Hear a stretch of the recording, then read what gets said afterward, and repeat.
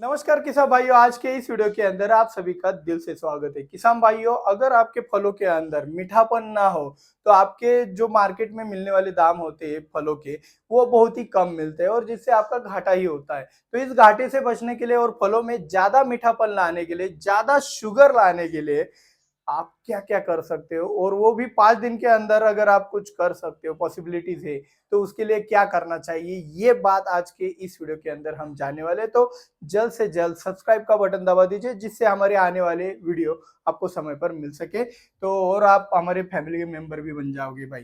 तो सिर्फ 5 दिन में फसल में शुगर कैसे बढ़ाना है ये समझ जाओ।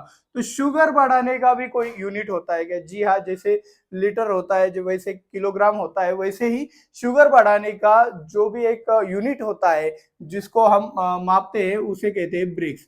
अभी आप कहोगे सर जी, हमें कोई जरूरत नहीं ब्रिक्स की, हम तो खा के पता चलाते हैं कि भाई ये इसमें ब्रिक्स कितना है या फिर इसमें मीठापन कितना है। तो ये ब्रिक्स वगैरह का क्या जरूरत है भाई? ब्रिक्स मापा जाता है एक मशीन से, छोटा वाला मशीन रहता है, कुछ ज्यादा महंगा भी नहीं रहता है।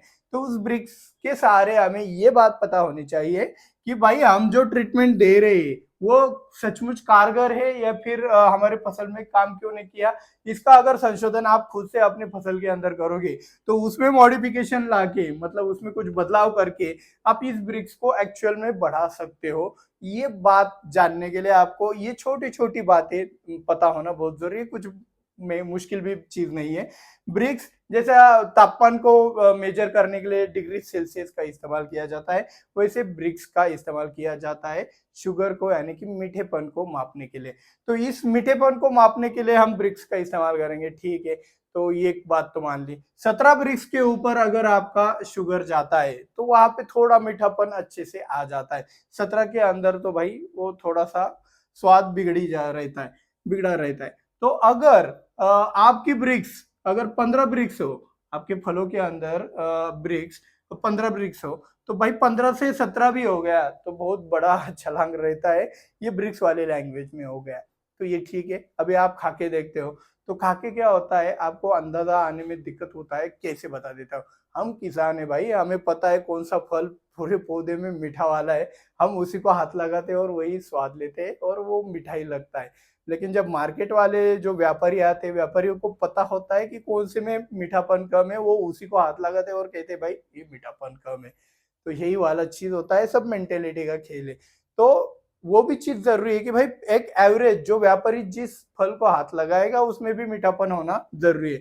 तो वो मीठापन लाने के लिए क्या क्या चीज करनी चाहिए, जिससे 5 दिन में हम ब्रिक्स में अच्छा सा एक सुधार देख सके। तो सबसे पहले आपको क्या करना है, ड्रिप से, अगर ड्रिप है तो ड्रिप से, अगर खुला पानी है, वो कोई फसल हो खुला पानी वाली है, तो भाई खुला पानी वाले लास्ट वाले पानी के अंदर ये चीजें देनी है आपको।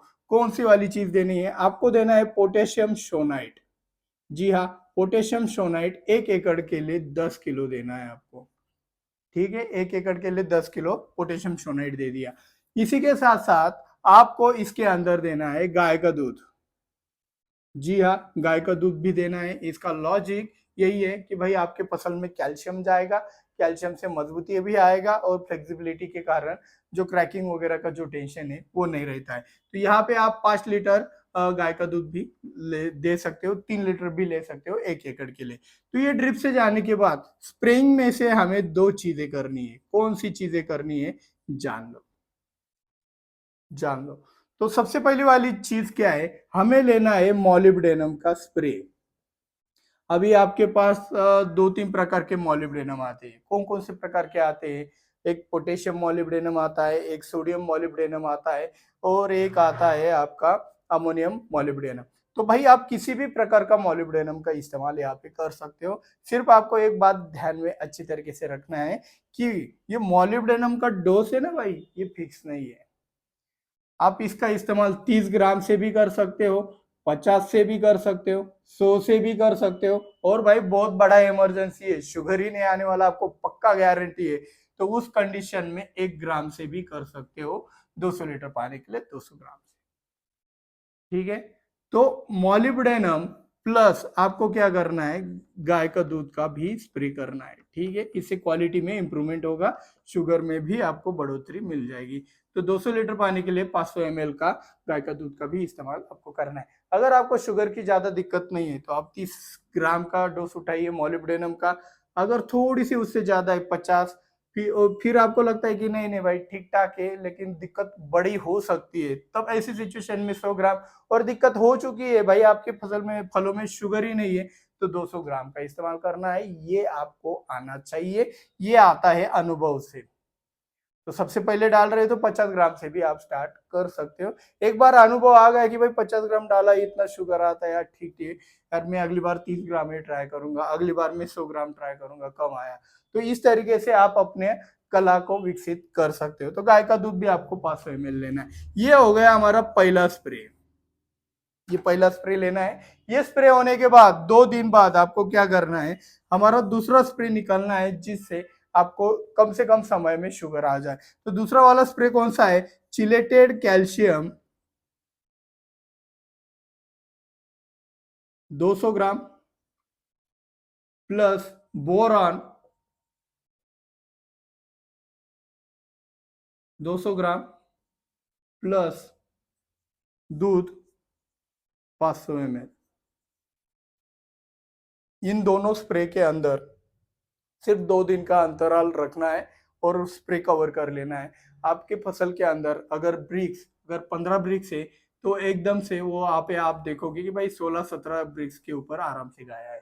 ये मेजरमेंट मैंने आपको इसलिए बताया क्योंकि हम जो चीजें करते हैं वो हमें पता होनी चाहिए। अभी आप कहोगे कि सर जी आपको ये ब्रिक्स वाला फंडा कहाँ से पता है, तो भाई हम हमारे अंगूर में काम करते हैं, तो अंगूर में एक्सपोर्ट भी किया जाता है, दूसरे देशों में माल भिजवाया जाता है यूरोपियन कंट्रीज के अंदर। तो यूरोपियन कंट्रीज के अंदर कम से कम 16 ब्रिक्स की रिक्वायरमेंट रहती है कि 16 ब्रिक्स आपका शुगर होना चाहिए, वो भी नीचे वाले अंगूर में। ऊपर ठीक ठाक से 17-18 हो जाता है जब नीचे 16 रहता है। तो इस तरीके से ब्रिक्स बहुत सारी जगह पे काम करता है, चाहे वो आपका कौन सा भी फल हो। अब यद्यपि आपकी फसल हल्की भी हो तो ये नॉलेज आपको भविष्य में कभी भी काम आ सकता है, या फिर आप इसको इसके जरिए इसको मॉडिफाई भी कर सकते हैं। ये जो डोसेज दिख रहे हैं आपको, ये डोसेज आपको एडजस्ट करने पड़ने वाले हैं। क्योंकि ये डोसेज एडजस्ट करने की जरूरत क्यों है भाई, इससे ही वो जो शुगर का लेवल है कैसे आता है, लॉजिक बता देता हूँ, आज की खास बात समझ लेना इसको। ड्रिप से जब हम सोनाइट देते हैं तो जो नाइट्रोजन है वो पूरी तरीके से नीचे से लॉक हो जाता है, वो पूरा का पूरा पोटाश का अपटेक होता है। ये पहला लॉजिक है पोटेशियम सोनाइट का। पोटेशियम सोनाइट को हमने डिस्ब्रेक भी कहा है क्योंकि वो आपका पौधा जगह पे ऐसा रुक जाता है, वो नाइट्रोजन को खत्म कर देता है। दूसरी बात, पोटेशियम मॉलिब्डेनम। मॉलिब्डेनम क्यों लिया है, मॉलिब्डेनम क्या करता है, एक हाजमोला की तरह काम करता है। जैसे हमने बहुत कुछ खाया है, अभी हमें उठने की भी दिक्कत हो गई, तो ऐसी सिचुएशन में हम क्या खाते हैं, हाजमोला की गोली खाते हैं, सब हजम सब चाहे जब।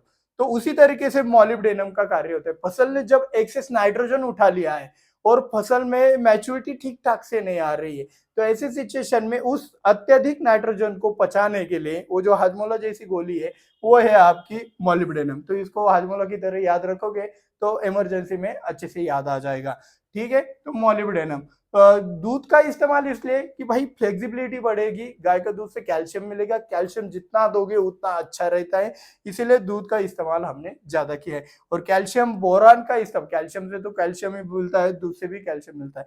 तो ये बोरान क्यों है, बोरान से शुगर और भी अच्छी तरीके से आ जाती है, जिससे आपके फलों में मीठापन ज्यादा बढ़ जाता है। तो इसी तरीके से इस लॉजिक के हिसाब से ये पूरा फॉर्मूला वर्क करता है। बहुत आसान है समझने में, अगर आपको समझ नहीं आया तो फिर से रिपीट करके देख सकते हो, लेकिन बहुत ही जरूरी वाला फॉर्मूला है।